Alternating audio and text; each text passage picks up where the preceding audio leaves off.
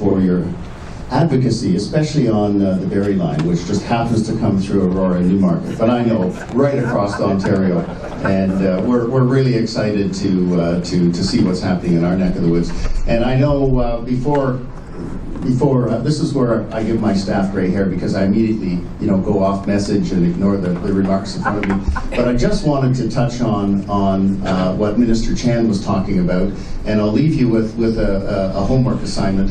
About 10 years ago, former American Vice President Al Gore really gave us a wake-up call about greenhouse gas emissions with his documentary, An Inconvenient Truth. Well, Al Gore is back. And if you haven't caught his latest documentary, it's about 22 minutes long. You can find it for free on TED Talks.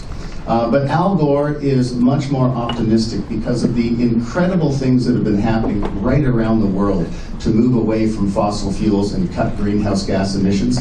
Yes, I think most of us are beginning to feel fatigued when we talk about greenhouse gas emissions and global warming, etc. The Globe wrote about that in Saturday's newspaper. But Al Gore has some fantastic and exciting information that he's putting in front of people now, because even he is feeling more optimistic that we can beat this, we can deal with this, we have the technology, we have the political will and the will of the people to make real difference. So if you have 22, 23 minutes sometime this weekend, go on tedtalks.com, look for Al Gore's speech. I believe he gave it in Vancouver, February the 16th, and you'll actually feel that you'll feel some real optimism by the time you're finished with his speech. So there we are. There's my pitch for Gore's vision and TED Talks. What I wanted to speak about for just a few minutes is something that is near and dear to those of us whose hair is going gray, and that is or has hair, yes,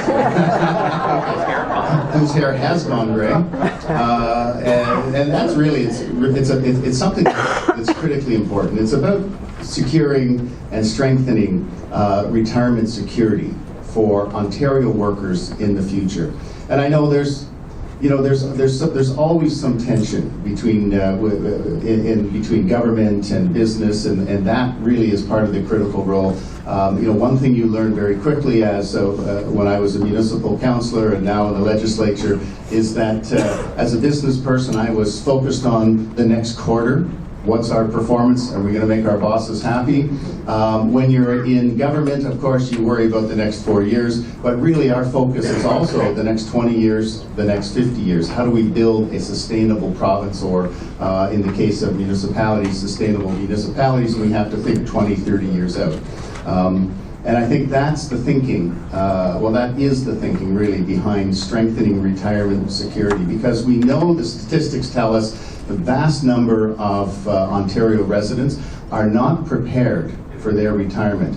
They don't have a pension plan through their company, and they're not able to save enough money to take care of themselves when they retire. And we know here in Ontario that when these people retire and are living and having some difficulty in their senior years, we're not going to abandon them to the streets or wherever. That's not the Ontario way. We'll be looking to take care of them and to make sure that they have an adequate and secure future, which would cause some problems.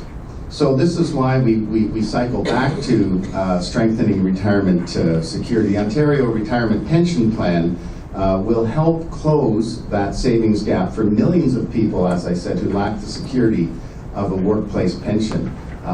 We believe that every working Ontarian, as all of you do, deserve a secure retirement.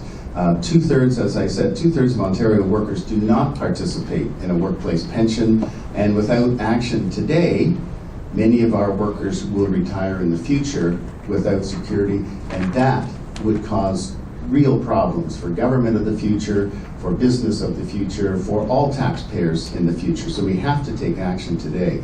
We're well on our way to achieving our goal of that retirement security, though. By 2020, all eligible workers will be covered by a comparable workplace plan, or the ORPP.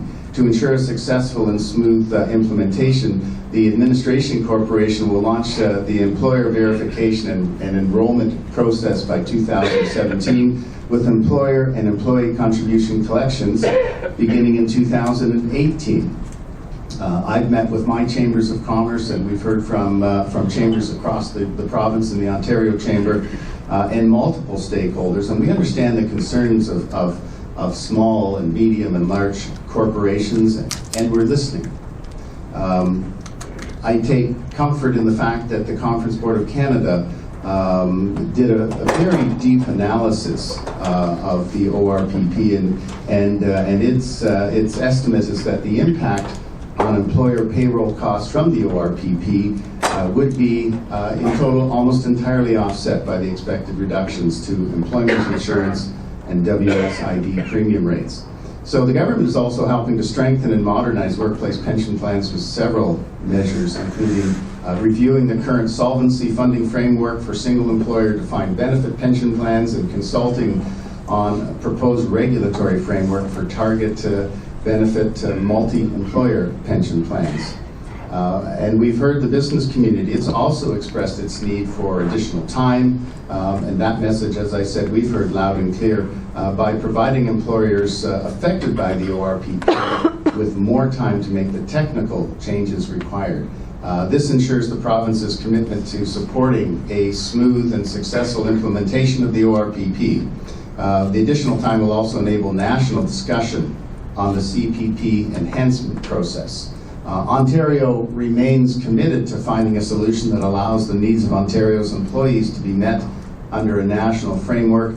The Ontario government will work collaboratively with the federal government, provinces and territories to make progress on a Canadian pension plan enhancement that addresses the needs of future retirees. The main objective, as I said earlier, is to look at ways to meet the goals of the ORPP and an enhanced CPP framework, while preserving the ability to implement the ORPP should that not be possible. So in the spring of 2016, our government intends to introduce proposed legislation setting out the requirements of the ORPP, rules relating to plan funding and the compliance and enforcement regime, and I'm sure we'll have the opportunity to discuss the proposed legislation with you in future meetings, and we look forward to it. Reducing the retirement savings gap allows residents of York Region and Barrie and across Ontario to enjoy a more secure retirement, meaning Ontario's economy will be stronger. And now it's my pleasure to introduce MPP Hogarth from Barrie.